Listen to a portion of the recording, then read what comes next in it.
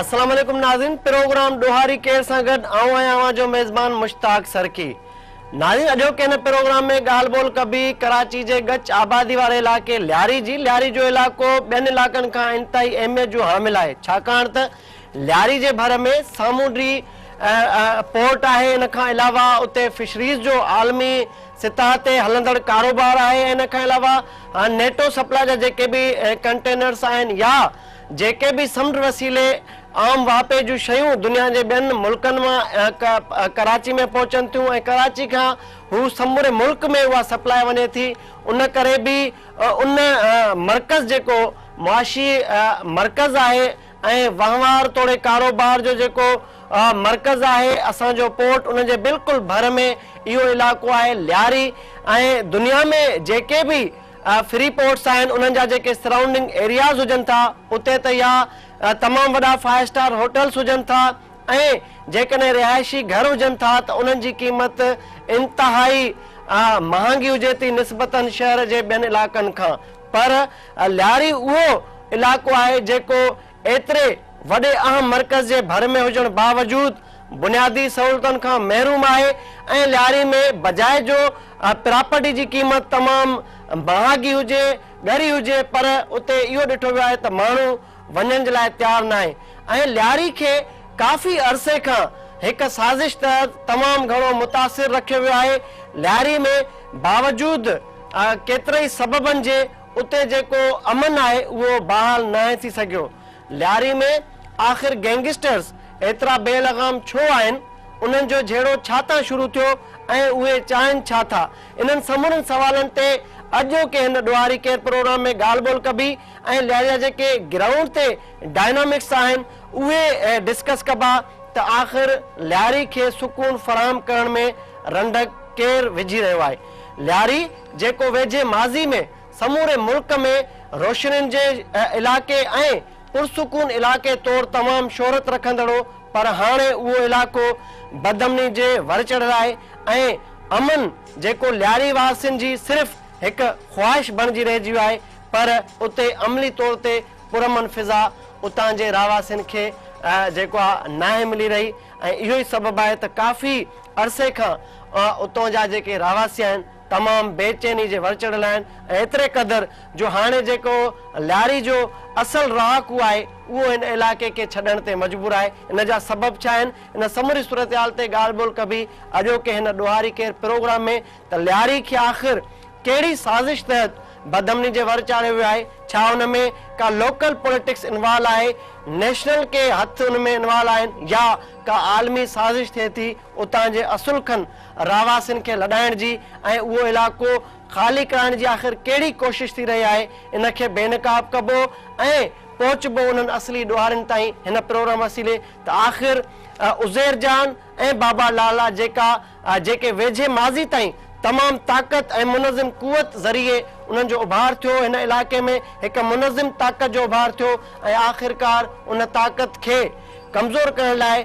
काफ़ी अरसे खां उन्हनि में ग़लति फहमियूं पैदा कयूं वयूं ऐं हाणे उहे वेझे माज़ी जा ॿई भाइर ऐं ताक़त तौरु पंहिंजी शोहरत रखंदड़ हिक ॿिए जे आम्हूं साम्हूं छो आहिनि, उन्हनि जो बुनियादी जेको सोर्स ऑफ कॉन्फ्लिक्ट आहे उहो कहिड़ो आहे ऐं उहे हिक ॿिए जी रत जा प्यासा कीअं बणिया, इन ते ॻाल्हि ॿोल कंदासूं। नाज़रीन, प्रोग्राम में सभ खां पहिरियां असां अव्हांखे ल्यारी बाबति हिकु मुख़्तसिर रिपोर्ट था ॾेखारियूं। रिपोर्ट खां पोइ ल्यारी जी सूरत हाल ते जेका मौजूदा सूरत हाल आहे उन ते ॻाल्हि ॿोल कबी। पहिरियां ॾिसूं था हीअ रिपोर्ट।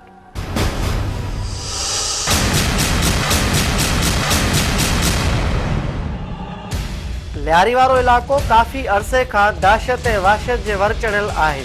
ल्यारी में जारी गैंगवार सबबु इलाइक़ो सालनि खां मैदान जंग बणियल आहे। ल्यारी जा अक्सर इलाइक़ा बेरूत जो ॾेख ॾेई रहिया आहिनि। ल्यारी गैंगवार हूअं त काफ़ी वक़्तु अॻु खां अॻूणे डॉन रहमान बलोच अल मारूफ रहमान डकैत ऐं अरशद उर्फ पप्पू विच में शुरू थी। गुज़िरियल 8 सालनि दौरान रहमान डकैत ग्रुप अरशद पप्पू ग्रुप समेत पंहिंजे समूरनि मुखालफ़नि जो ल्यारी मां मुकमल ख़ात्मो आणे छॾियो आहे। ल्यारी में गुज़िरियल कुझु सालनि खां रहमान डकैत जे साथियुनि उज़ैर जान, बाबा लाडला, मुला निसार ऐं उस्ताद ताजू ग्रुप जो मुकमल कंट्रोल रहियो आहे। ताज़ो कुझु अरसे खां ल्यारी ते राज कंदड़ उज़ैर जान ऐं बाबा लाडला ग्रुपनि विच में कुछ मामलनि तां खूनी रांदि शुरू थी जेका हिन वक़्त ताईं केतिरा ई माण्हू गिड़काए चुकी आहे। मजमूई तौर ते ॿिन्ही ग्रुपनि विच में शुरू थियल खूनी रांदि में 100 खां मथे गैंगवार में मुलविस माण्हू मारिजी चुका आहिनि, जॾहिं त 1000 खां मथे माण्हू ज़ख़्मी थिया। मुख़्तलिफ़ इलाइक़नि में रॉकेट लॉन्चर, दस्ती बमनि ऐं गोलियुनि जे इस्तेमाल सबबि केतिरा ई घर तबाह थी चुका आहिनि। लियारी में उज़ैर जान ऐं बाबा लाला ग्रुपनि विच में 88 ॾींहंनि ताईं जारी रहंदड़ जंग तोड़े इस्तेमाल थियल बारूद खां मौजूदा पीपी सरकार मुकमल तौर ते बेख़बर रही। उहो ई सबबु हो जो उन इलाइक़े में एतिरी वॾी तबाही आई। लियारी में आयल वॾी तबाही खां पोइ आख़िरकार रेंजर्स ऐं पुलिस उन इलाइक़े में पहुती, जंहिं पिणु मुबैना मुक़ाबलनि में केतिरनि ई ॾोहारियुनि खे मारण जी दावा कई आहे। लियारी में ॿिन्ही ग्रुपनि विच में बुज़ुर्ग कमेटी ऐं क़ौमी अवामी तहरीक जे सदर अयाल लतीफ़ अली जे पारां त्याकड़ीबाज़ सीज़ फायर थियो आहे, जंहिं बाद लियारी में हिन वक़्तु माहौल पुरअमन नज़र अची रहियो आहे। लियारी वासियुनि जो चवणु आहे त हाणे उन्हनि जे इलाइक़े में अमन आहे, पर रेंजर्स ऐं पुलिस उन्हनि जे बेगुनाह माण्हुनि खे गिरफ़्तार करे खाउन लखे रुपया रिश्वत वठण बाद आज़ाद करे रही आहे। ये अल्लाह का शुक्र है, अमन है हर लियारी के हर तरफ, चारों तरफ जाओ अमन ही अमन है। पुलिस के और वो रेंजर्स के और बेगुनाह को पकड़ते हैं। हाँ, लियारी में भी बहुत अमन है, हर जगह एयरपोर्ट का टूर्नामेंट चल रहे हैं, बहुत पहले से बहुत बेहतर है। चारों तरफ चाकीवाड़ा वगैरह कहीं पे भी हम कुल्लम कुल्ला जा सकते हैं, पहले आना जाना इतना नहीं था, लेकिन अभी सब एक हो गए और इंशाल्लाह हमेशा एक ही रहेंगे। पुलिस और रेंजर्स यहाँ पे आते हैं, हमें तंग करते हैं। हम खुद एक शॉपकीपर है, हमारा एक दिन पहले यहाँ पे चापा लगा रेंजर्स का। बिल्कुल पूरा मना ना पहले भी कुछ न हो, मगर इन्हनि पाण सियासतदान ने इन्हनि असांखे पाण विड़ाई छॾियो। असां कुछ भी न कयासीं, जैसा थियो है वो चवनि था कि भाई आहे कि माण्हू पैसा खाइनि था, माण्हू वठनि था। ये रेंजर्स वारा ॿियो पुलिस वारा ॿियो केरु कंदा? पोइ लाज़िम बेगुनाह खे जनत लाज़िम ऐं पंहिंजी जान छॾाईंदो त लाज़िम कुझु ॾियणु। लियारी जो अवाम हिन वक़्तु पुरअमन माहौल मां मुतमिन त ज़रूर आहे, पर उन्हनि खे उहो यकीन नाहे त लियारी गैंगवार में ठापुर केतिरो अरसो क़ाइमु रही सघे थी। जेकॾहिं लियारी में अमन वारी सूरत हाल खे बरक़रार रखणो आहे त सिंध तोड़े वफ़ाक़ी सरकार खे संजीदगी अख़्तियार करणी पवंदी, न त ॿी सूरत में वरी लियारी में वॾी तबाही मचण जो इम्कान आहे।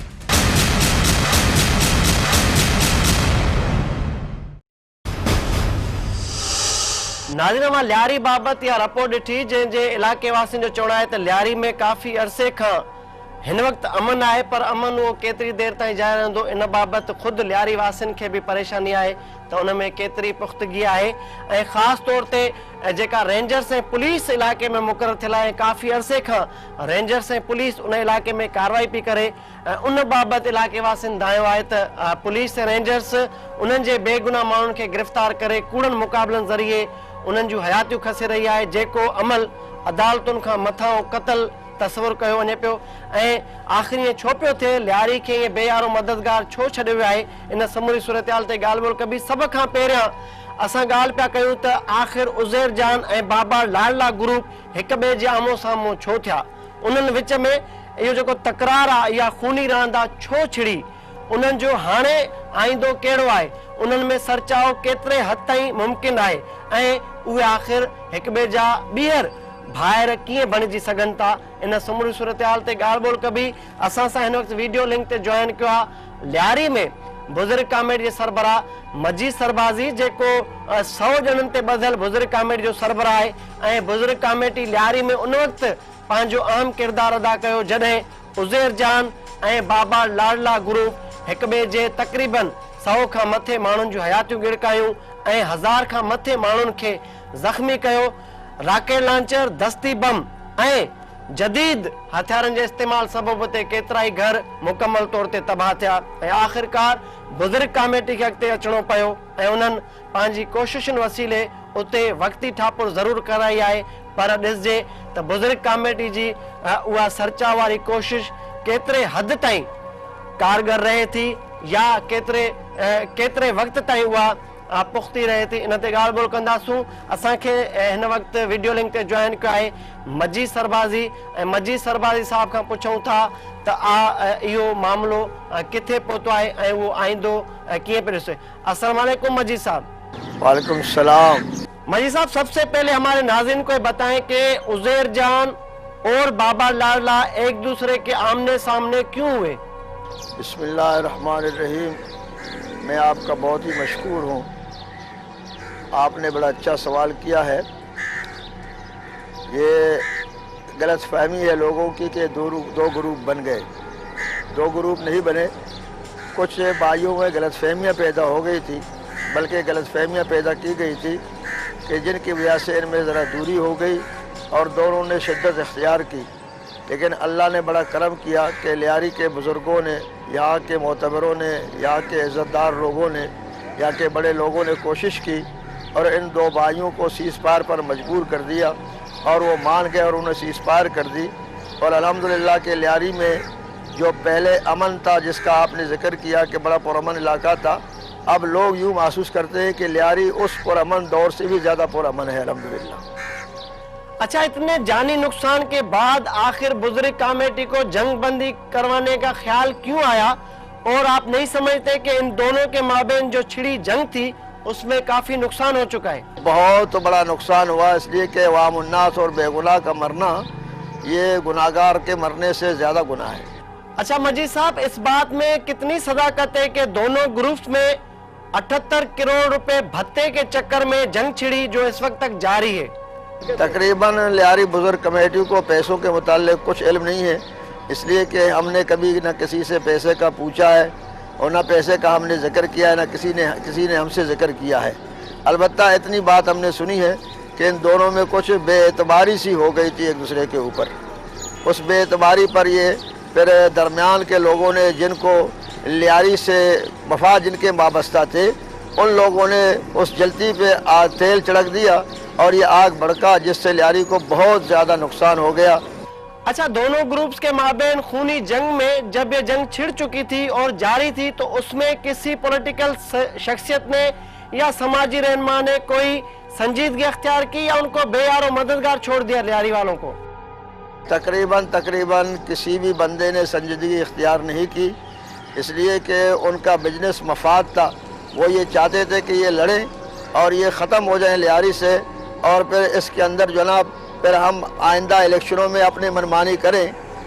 मफाद उनका था, उन्होंने बात नहीं मानी, वो लड़ने पर मजबूर कर रहे थे कि लड़ो। बल्कि यहाँ तक इनको धोखा दे के कहा गया था कि फ़लाँ बंदा कल को ख़त्म होने वाला है, और दूसरी तरफ गया फ़लाँ बंदा कल को ख़त्म होने वाला है। इस कल में इन दोनों को धोखे में रखा अपने मफाद के खातिर, और इस तरीके से लियारी का बहुत बड़ा नुकसान किया। अच्छा, लियारी गैंगवार में छिड़ी जंग का फायदा किसको पहुंचा और इस जंग का फायदा उठाना कौन चाह रहा था? तकरीबन फ़ायदा जो वो चाहते थे, फ़ायदा किसी को नहीं हुआ, बल्कि उनका नुकसान हो गया, और जो फ़ायदा चाहते थे वो बदनाम हो गए। ये फ़ायदा उनको ज़रूर मिल गया कि वो लियारी के अवाम के दिलों से, उनकी निगाहों से, उनकी नज़रों से गिर गए, जिन लोगों ने ये फसाद फैलाया था। अच्छा, 100 अराकीन पर मुश्तमिल आपकी बुजुर्ग कमेटी जो लियारी के मामलात को देखती है, तो आप लोगों ने इस वक्त तक उज़ैर जान और बाबा लाडला को गले क्यों नहीं लगवाया? बुजुर्ग कमेटी सीज़ फायर के 2 महीना कबल, सीज़ फायर से 2 महीना कबल इस कोशिश में थी कि इन दोनों को बिठा के इनको राजीनामा करा दे, इनको मिला ले।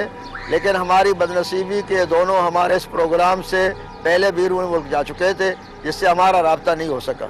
अच्छा, पुलिस रिकॉर्ड के मुताबिक उज़ैर जान और बाबा लाडला क्रिमिनल है, आप क्या कहेंगे? जेन्युइन क्रिमिनल तो नहीं है, उनसे गलतियां हुई हैं। मैं उन्हें जेन्युइन क्रिमिनल नहीं कहता हूं। अगर इनको क्रिमिनल कोई कहता है तो फिर उसने खुद इनको क्रिमिनल बनाया होगा। मैं ये आपके तवस्सुस से मैसेज देना चाहता हूं कि जहां हुकूमत का तालिबान से मुज़ाकरात हो सकता है, जो मुल्क दुश्मन हैं, जिन्होंने हज़ारों बंदे कत्ल कर दिए हैं, अगर हम हमारे लियारी के बच्चों से, हमारे भाइयों से मुज़ाकरात करें और उनकी ख़ताएँ गलतियाँ अगर उन्होंने की है उनको माफ़ करें, बैठ के टेबल टॉक करें उनके साथ, तो ये उन मुज़ाकरात करने वालों का भी फ़ायदा है और लियारी वालों का भी फ़ायदा है। आप कितने पुरुमीद हैं कि दोनों ग्रुप में सीज़ फायर कितने अरसे तक मौसर रहेगा? मैं अल्लाह ताला के उस कुरान के आयत पर पक्का ईमान रखता हूँ कि ला ययसु मिन रहमतिल्लाह, अल्लाह के रहमतों से नाउमीद और मायूस नहीं होना चाहिए। अल्लाह रब्बुल आलमीन से बहुत बड़ी हमें उम्मीद है कि ये सीज़ फायर इंशाअल्लाह दायमी और हमेशा के लिए रहेगा, اور ایک دن ایسا آئے گا کہ یہ دونوں بھائی آپس میں ہاتھ ملا کے ایک ہی پلیٹ میں بیٹھ کے کھانا کھائیں گے انشاءاللہ۔ اچھا، دونوں گروپس کے مابین سیز فائر کرانے میں قومی عوامی تحریک کے صدر ایاز لطیف پلیجو کا کتنا کردار ہے؟ میں ایاز لطیف پلیجو صاحب کا آپ نے ذکر کیا ہے، میں اس کا بے انتہا مشکور ہوں۔ بزرگ کمیٹی قدم قدم پر اس سے مشورہ لیتی رہی اور انہوں نے ہمیں بہت اچھے مشورے دیے۔ میں یہ بات کہتے چلوں کہ ہم نے پٹیل صاحب سے جو کہ ہمارے سابق MNA تھے پیپلز پارٹی کے، ان سے ہم نے درخواست کی کہ آپ سے دونوں کے اچھے تعلقات ہیں، آپ کا رابطہ ہے، یہ سہرا آپ اپنے سر لے لیں اور ان دونوں بھائیوں کا درمیان میں راضی نامہ کرا دیں، سیز فائر کہہ دیں۔ قادر پٹیل صاحب کہتے ہیں کہ ہماری جان کا تحفظ کون دے گا کہ میں لیاری آ جاؤں۔ اس کے معنی یہ ہے کہ قادر پٹیل صاحب لیاری کو سب سے بڑا بدنام کرنے والے شخص ہیں کہ اپنی وہ جان کی تحفظ چاہتے ہیں، کراچی ڈویژن کا صدر ہیں، اور ہماری جان کی کوئی قیمت نہیں کہ ہم مرتے رہے لیاری میں، ہمارے بچے مرتے رہے، ہماری مائیں بہنیں مرتی رہیں اور بم بلاسٹ ہوتے رہے، ہمارے اس جان کی کوئی قیمت نہیں۔ قادر پٹیل صاحب کو اپنی جان بہت زیادہ عزیز ہے، اس لیے کہ اس کے پاس پیسے ہیں، اس کو خطرہ ہے کہ میں مر جاؤں گا تو میرے پیسوں پہ میرے بچے لڑیں گے۔ اچھا، لیاری میں جاری پولیس اور رینجرز کی کارروائیوں سے کتنا مطمئن ہیں آپ؟ تقریباً میں 12 اخبارات کے تھرو اپنے بیانات میں رینجرز سے اور پولیس سے عرض کرتا رہا، میرے ساتھی عرض کرتے رہے کہ صحیح بات کر لیا کرو، بے گناہوں کو انکاؤنٹر نہ مارا کرو، اللہ تعالیٰ کا غضب نازل ہوگا۔ لیاری میں اکثر بندے جتنے تھے بے قصور اور بے گناہ تھے، جنہوں نے انکاؤنٹر کیا ہے، مارا ہے ان کو، اور ماورائے عدالت ان کا قتل کر لیا گیا ہے۔ بڑی مہربانی مجید سربازی صاحب، آپ نے ویڈیو لنک پہ ہمارے اس پروگرام میں ہمیں جوائن کیا اور تفصیلاً ہم سے یہ باتیں شیئر کی کہ اس تناؤ کی وجہ کیا ہے اور دونوں گروپس کے مابین جنگ کیوں چڑھی، کس نے ان کو، کس کے ایما پر یہ جنگ کی گئی اور کون اس کا بینیفیشری ہونا چاہتا تھا جو ناکام ہوا۔ آپ کی بڑی مہربانی۔ ناظرین، ہمارا گال بول بدھی لیاری بزرگ کمیٹی کے سربراہ مجید سربازی جی جن سموری لیاری جی صورتحال تے یا جیکا جنگ ہلے پئی بن گینگسٹر گروپس میں ان کھاں اوہاں کے آگاہ کयो۔ ہن پروگرام میں ودھی گال بول کبھی پر ہتے وقت ہے ایک بریک جو ملوں تھا بریک کھاں پوئے۔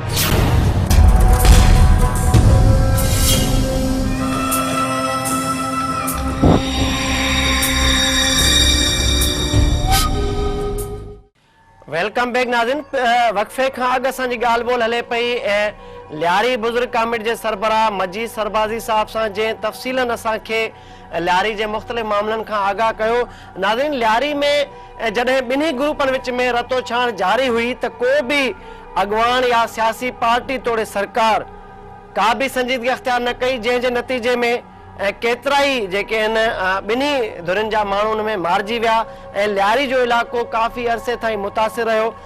ان وقت جڈیں بزرگ کمیٹی پارا کوششوں ورتی ہوئی تو ایک بیو اہم کردار لیاری میں بنی گروپن وچ میں سیز فائر کرنے لائے اگتے ودھو، وہ کردار ہو قومی عوامی تحریک جو صدر ایاز لطیف پلیجو، جے لیاری میں عزیر جان بابا لاڈلا گروپس وچ میں سیز فائر کرایو، انہن کے جیکو جنگ بندی تے مجبور کयो۔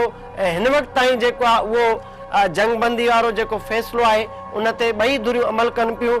اساں کے ہن وقت ویڈیو لنک تے جوائن کیا ہے قومی عوامی تحریک کے صدر ایاز لطیف پلیجو صاحب، ان کا پوچھوں تھا تو یہ معاملہ انہن جے اگیوں کیے گزریا، ہن وقت جیکو تے موجودہ جیکا صورتحال ہو ان کے کیے پا ڈسن۔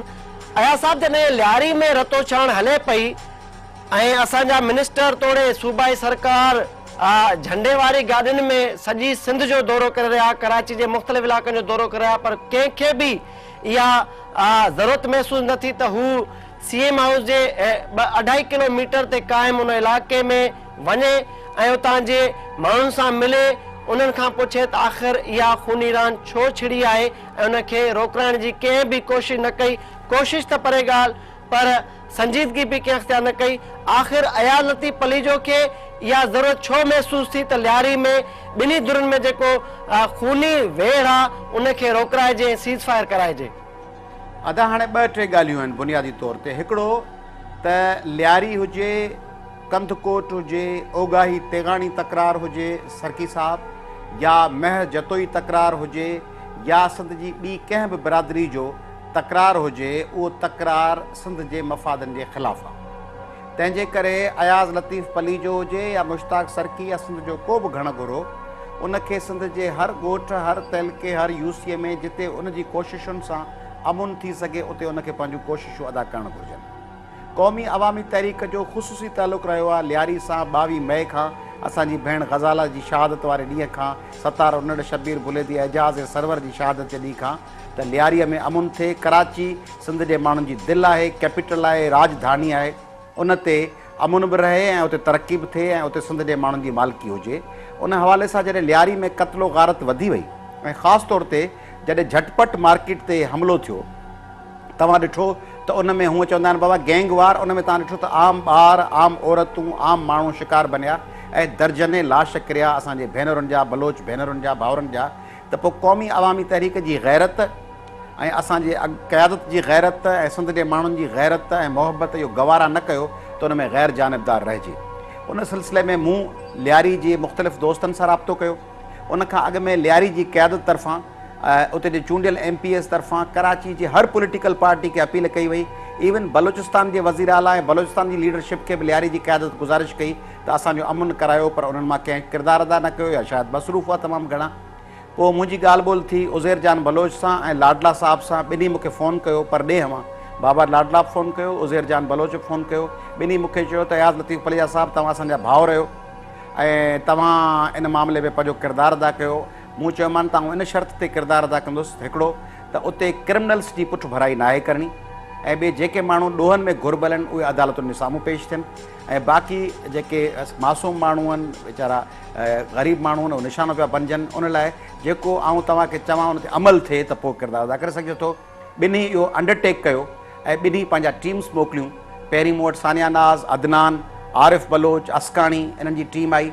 पोइ वरी मूं वटि मजीद सरबाज़ी साहब, उमेद अली साहब, रशीद बलोच साहब, रईस ग़ुलाम कादिर साहब, इहे सभु मूं वटि गॾिजी आया ऐं मूंखे चयूं त तव्हां अमुन लाइ किरदारु अदा कयो। ऐं उन दौरान मुंहिंजी DIG साउथ साहब ॻाल्हि ॿोल थी, पुलिस जे अमलदारनि सां ॻाल्हि ॿोल थी। उन्हनि खे मूं चयो, रेंजर्स जे मुल्का माण्हुनि खे मूं गुज़ारिश कई त इन्हनि इलाइक़नि में तव्हां जेकॾहिं सर्च वारंट्स सां का सर्च कयो था त उन में आम माण्हू निशानो न बणिजणु खपनि, चादर ऐं चौदीवारी जो तक़दुस बरक़रार रहणु खपे। उन हवाले सां असां पेशरफ़्त कई ऐं पोइ तव्हां ॾिठो त लियारी इतिहाद कमेटी ठही मुंहिंजी सरबराही में ऐं उनखां पोइ आउं लियारी वियुसि, लियारी हॉस्पिटल वियुसि, लियारी जे घरनि में वियुसि, लियारी जे पाड़नि में वियुसि ऐं उते वञी असां उते मौजूदु रही अमुन अमान करायो ऐं तव्हां ॾिठो त लियारी में अमुन बहाल थी वियो।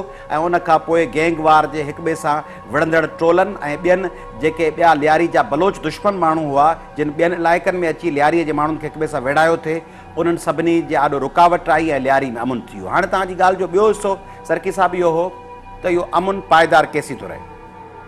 हाणे आउं तव्हांजे हिन प्रोग्राम ज़रिए हिकिड़ी ख़ासि शइ अॼु आउं तव्हां सां शेयर थो कयां जेका अॻु में मूं मीडिया सां शेयर न कई आहे ऐं उहा हिकिड़ी ब्रेकिंग न्यूज़ बि अथव। उहा इहा आहे त लियारीअ जे हवाले सां जेके परॾेह में मौजूदु क़यादत आहे बलोचनि जी, उन में उज़ैर बलोच हुजे, हबीब जान बलोच हुजे या बाबा लाडला हुजे या जेका ॿी टीम आहे, उहे मूंसां फ़ोन ते राब्ते में रहंदा आहिनि। हबीब जान बलोच त गुज़िरियल हफ़्ते ॻाल्हायो आहे, उज़ैर जान बलोच साहब कुझु वक़्त अॻु में ॻाल्हि कई आहे, ॿियनि दोस्तनि ॻाल्हायो आहे। उहे सभु लियारीअ में उन्हनि जी सेकेंड कमांड मां मुतमइन न आहिनि। यानी इन्हनि ॿिन्ही ग्रुप्स तरफ़ां जेका उते पॉलिटिकल क़यादत मौजूदु आहे उहा किन ॻाल्हियुनि में उज़ैर जान बलोच, हबीब जान बलोच ऐं ॿियनि दोस्तनि जी हिदायतुनि जे बजाए इक़्तिदारी सियासत में एॾी उलझी वई आहे जो उहे वज़ीर थियण जे चकर में, ठीकनि जे चकर में, मफ़ादनि जे चकर में एतिरो उलझी विया आहिनि जो हू लियारीअ जे माण्हुनि जे अमुन ऐं लियारीअ में सियासी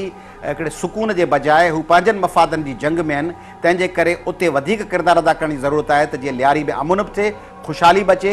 ऐं आउं गुज़ारिश कंदुसि त उज़ैर जान बलोच ऐं बाबा लाडला ऐं ॿियनि समूरनि दोस्तनि जी टीम जे नुमाइंदनि खे त हू पंहिंजी बुनियादी वफ़ादारी लियारीअ जे बलोचनि सां रखनि, इक़्तिदारी टोले सां न।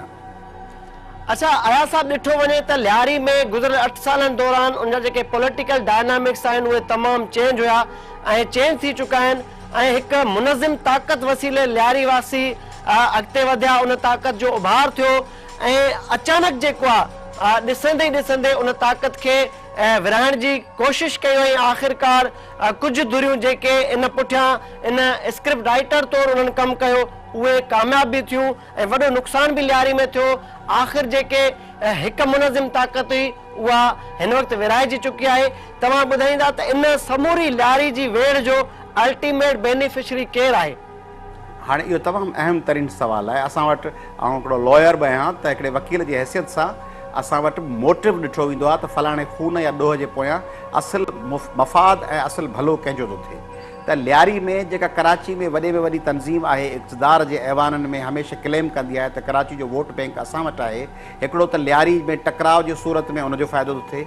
ॿियो उहे धुरियूं जेके लियारीअ जे माण्हुनि जे हवाले सां हमेशह चवंदियूं आहिनि त लियारी जा बलोच असांजा वोटर्स आहिनि, असांजा जियाल आहिनि, असांजे चवण ते हलनि था। ॿियो उन्हनि जो भलो थो थिए छाकाणि त लियारी में जॾहिं उज़ैर जान बलोच, बाबा लाडला या सॼी टीम हिकु हुई त उन्हनि ॿ कम कया। हिकिड़ो त दहशतगर्द जेके टोला हुआ उन्हनि जे आॾो मज़ामत जी दीवार बनिया, उन्हनि जी खून रेज़ीअ जे आॾो रुकावट बनिया। सिंध जी वहदत लाइ उहे ॿाहिरि निकिता। 22 मई ते 15 जुलाई ते गबोल पार्क में तव्हांखे यादि हूंदो त क़ौमी अवामी तरीक़े जे जलसे में कंटेनर लॻाए असांजा रस्ता बंदि कया विया। रहमान मलिक अची चयो त कराची अयाज़ लतीफ़ पली जो ठठे मां माण्हू वठी छो थो अचे।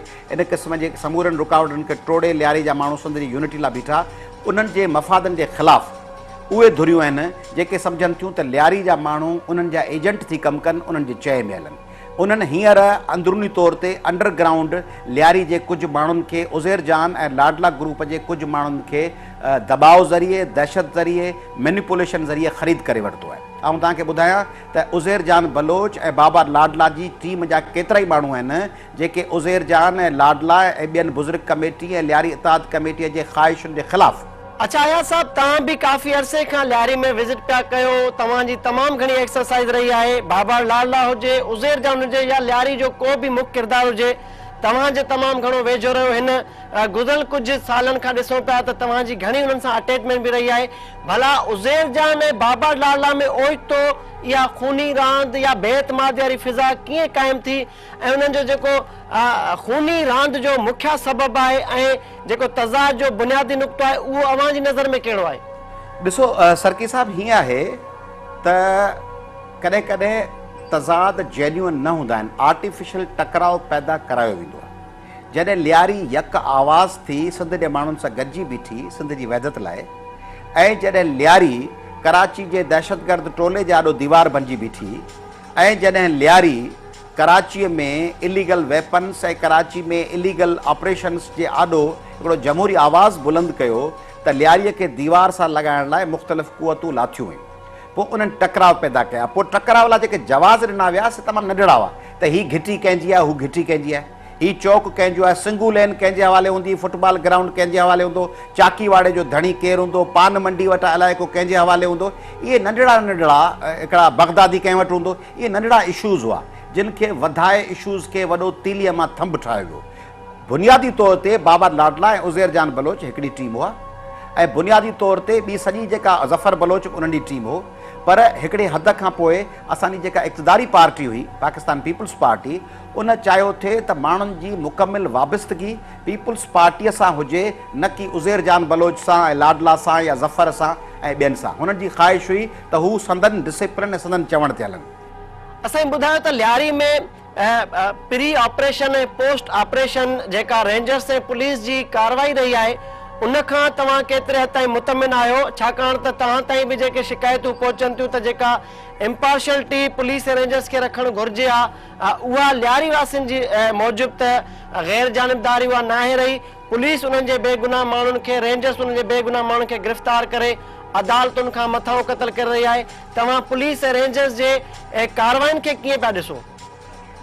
मुंहिंजे ख़्याल में त DG रेंजर्स जनरल रिज़वान या ब्रिगेडियर रेंजर्स जो ब्रिगेडियर बासित या DIG साउथ असांजो शेख साहब ख़ालिक शेख साहब या अॻूणो AIG शाहिद हयात, इहे गैर जानिबदार हुआ ऐं इन्हनि जो गैर जानिबदार किरदारु रहियो आहे। पर हिन जी टीम में जेके हेठियां माण्हू आहिनि उते बिल्कुलु इहे शिकायतूं सही आहिनि लियारी जे नौजवाननि जूं ऐं भाउरनि ऐं भेनरुनि जूं त हेठि रेंजर्स जा सिपाही, हेठि पुलिस जा सिपाही, कुझु कंसर्न SHOs उन्हनि बिल्कुलु बेगुनाह माण्हुनि खे अगवा कयो आहे, उन्हनि खे ॿधो आहे, उन्हनि लाइ भुङ जा पैसा तलब कया आहिनि, किन हालतुनि में बेगुनाह माण्हुनि खे क़तल बि कयो आहे।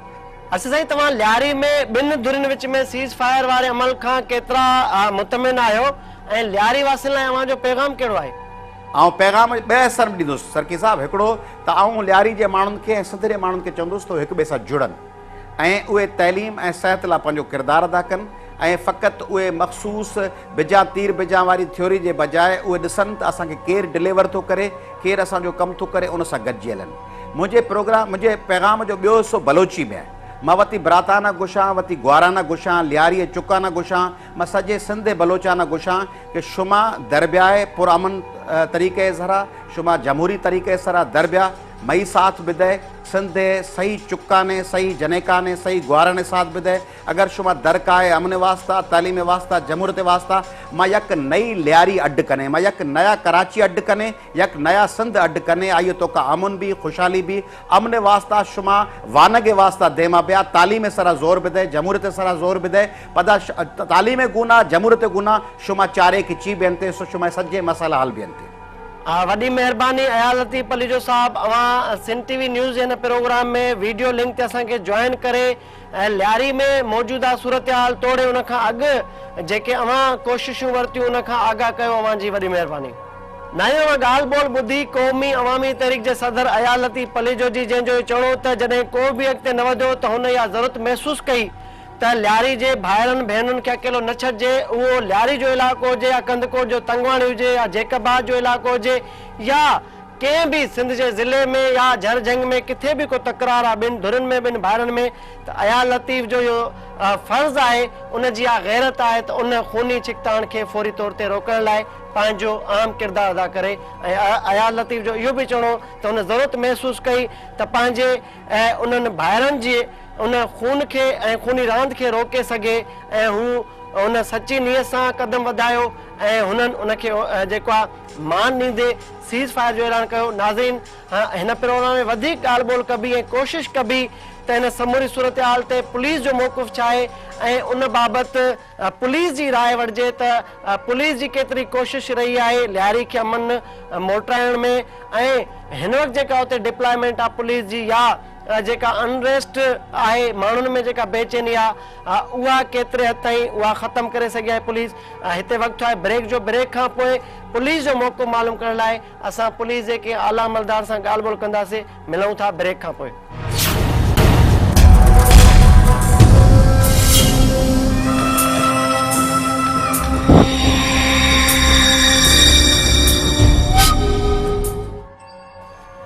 वेलकम बैक नाज़रीन, ब्रेक खां अॻु असां ॻाल्हि ॿोल करे रहियासीं लियारी जे इशूज़ ते क़ौमी अवामी तहरीक जे सदर अयाल लतीफ़ अली जे असांखे डिटेल में आगाह कयो त हुते सूरत हाल छा आहे ऐं उन जो आईंदो कीअं आहे। ऐं असां हिन वक़्तु कोशिशि कई आहे त असांखे वीडियो लिंक ते जॉइन कयो आहे DIG ॾखिण कराची अब्दुल ख़ालिक शेख साहब, जंहिंजे ई ज़ोन में इहो साउथ जो इलाइक़ो लियारी अचे पियो ऐं काफ़ी अरसे खां DIG बि उन समूरी सूरत हाल खे मॉनिटरिंग कयो आहे ऐं उन जी टीम हुते ॾींहुं राति हिकु करे अमन क़ाइमु करण जूं कोशिशूं कयूं आहिनि। हिन वक़्तु असांखे वीडियो लिंक ते जॉइन कयो आहे DIG ॾखिण अब्दुल ख़ालिक शेख साहब। अस्सलाम वालेकुम शेख साहब। वालेकुम सलाम। शेख साहब, सभ खां पहिरियां ॿुधायो त लियारी में जेके पुलिस कार्रवायूं थी आहिनि उन में पुलिस खे केतिरी कामयाबी मिली सघी आहे, हिन वक़्तु लियारी जी सूरत हाल कीअं आहे साईं? जॾहिं असां साउथ ज़ोन में ऑपरेशन शुरू कयोसीं त लियारी ते ख़ासि तवजह ॾिनी वई।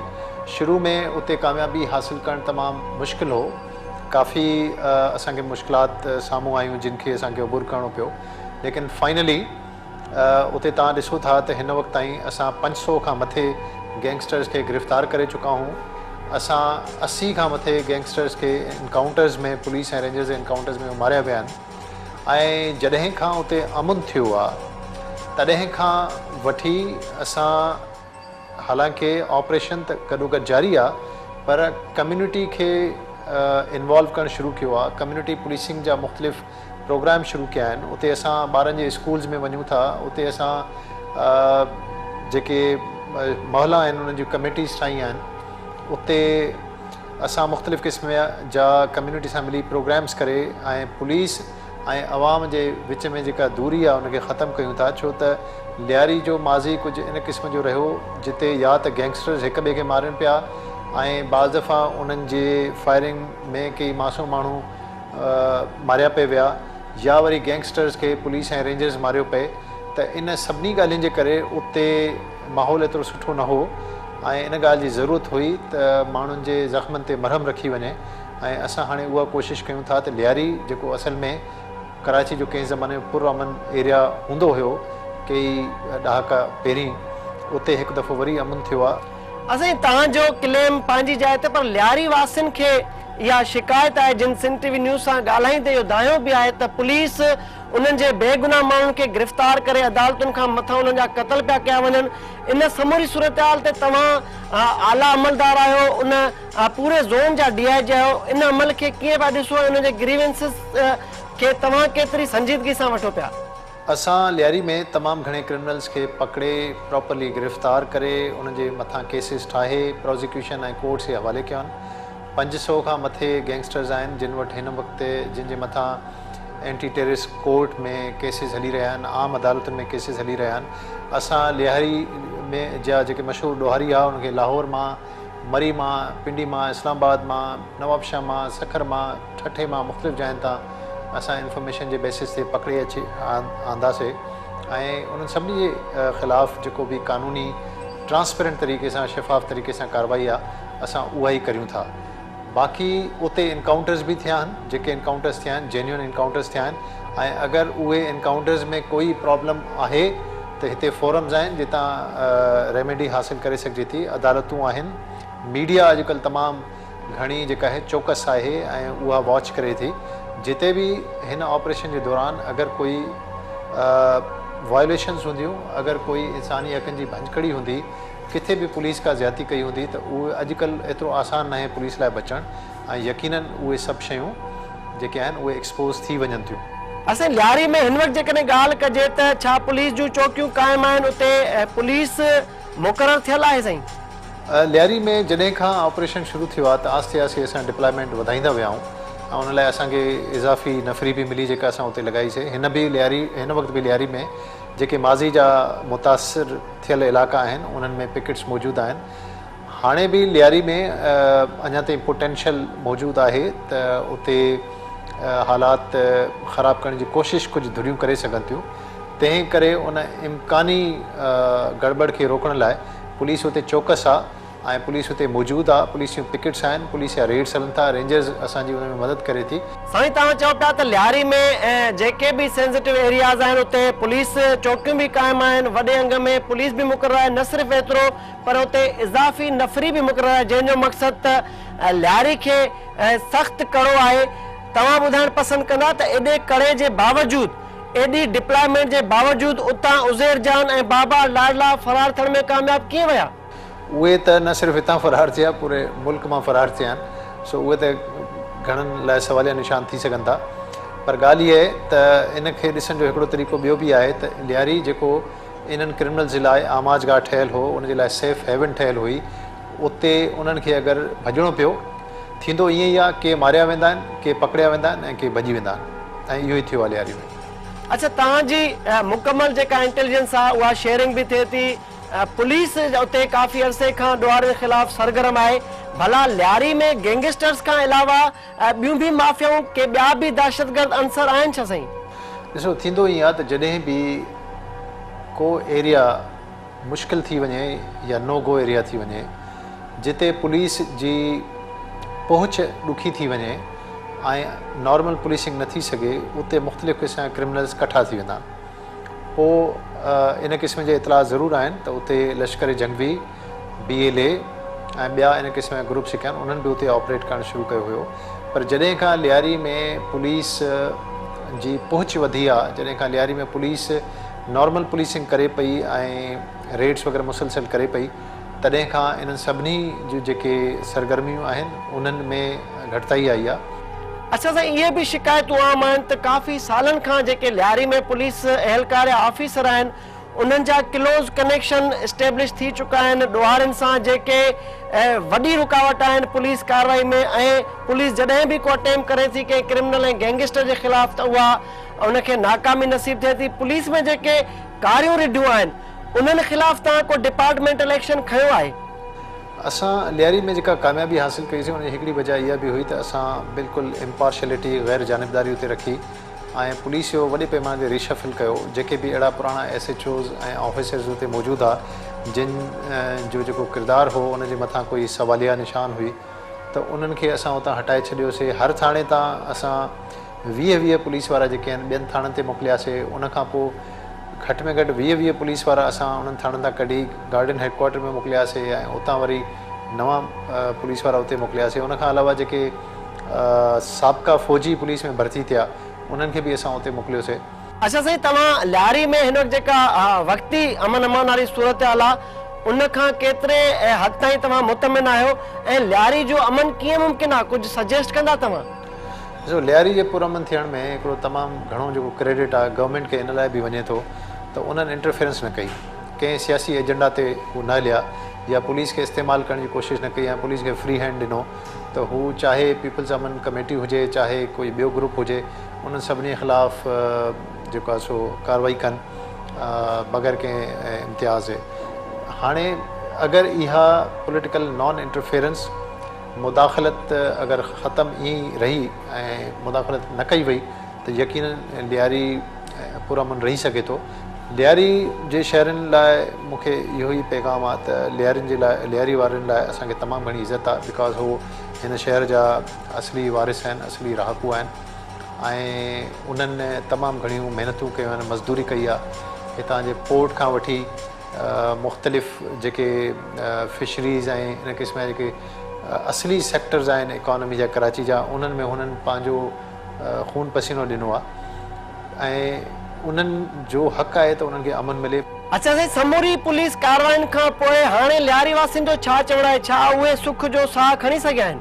माण्हू तमामु घणो मुतमइन आहिनि ऐं पुलिस जी कार्रवाइनि खे साराहिनि था ऐं अप्रिशिएट कनि था, बिकॉज़ मूं जीअं चयो त लियारी जो जेको आम शहरी आहे उहो एतिरो ई पुरअमन आहे जेतिरो कराची जेको ॿियो शहरी हुजे ऐं हुननि जो बि हक़ आहे त हो बि पंहिंजी ज़िंदगी जी उन्हनि जी हिफ़ाज़त हुजे, उन्हनि खे ज़िंदगी विञाइण जो ख़ौफ़ न हुजे ऐं हू बिला ख़ौफ़ ख़तर उते ज़िंदगी खे इंजॉय कनि ऐं उन सिलसिले में हालात बहितर थिया आहिनि त उहे यकीनन उनखे अप्रिशिएट कनि था।